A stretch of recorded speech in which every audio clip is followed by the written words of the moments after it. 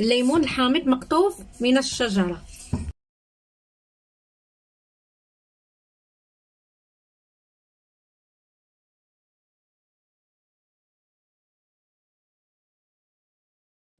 أقوم بغسل الليمون الحامض وأتركه منقوع في هذا الماء حتى تزال الأوساخ العالقة بالقشرة بسرعة.